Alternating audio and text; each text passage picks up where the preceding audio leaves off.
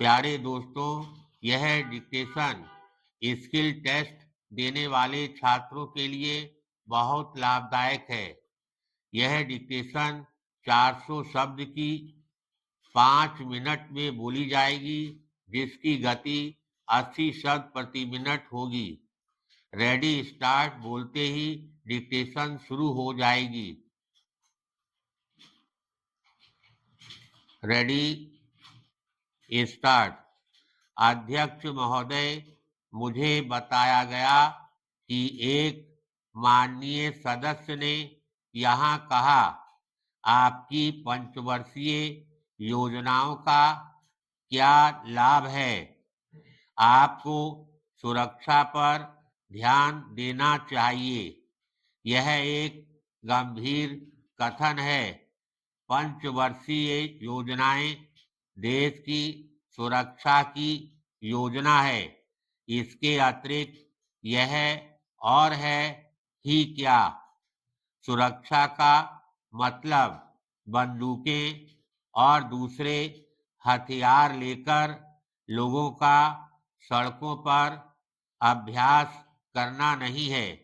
आज सुरक्षा का मतलब सुरक्षा के लिए जरूरी सामान और उपकरण बनाने के लिए देश को औद्योगिकी रूप से तैयार करना है। सुरक्षा का सही रास्ता है दूसरे देशों के साथ शत्रुतापूर्ण संबंधों से बचना। इस सदन में माननीय सदस्य पड़ोसी देशों के बारे में आक्रामक भाषा में बात करते हैं और हाथ में तलवार लेकर बहादुरी के कारनामे करना चाहते हैं। इससे कोई लाभ नहीं होगा। निश्चय ही देश का तो कोई लाभ नहीं होगा। एक बात निश्चित है कि हमें पूरी तरह तैयार करना है, क्योंकि हमारी नीति कितनी ही शांतिपूर्ण क्यों ना हो, कोई भी जिम्मेदार सरकार ऐसी आपात स्थिति की जोखिम नहीं उठा सकती जिसका वह सामना ना कर सके। लेकिन किसी भी प्रकार का धमकी भरा व्यवहार ना तो गौरवमय राष्ट्र को शोभा देता है, ना निरापद ही है। यह कमजोरी की निशानी है, ताकत की नहीं।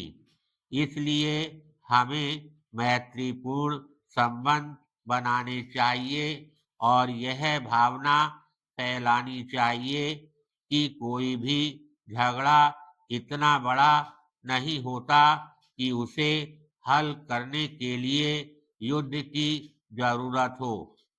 दूसरे शब्दों में, आज युद्ध का प्रश्न ही नहीं उठता और उठना भी नहीं चाहिए। पैराग्राफ।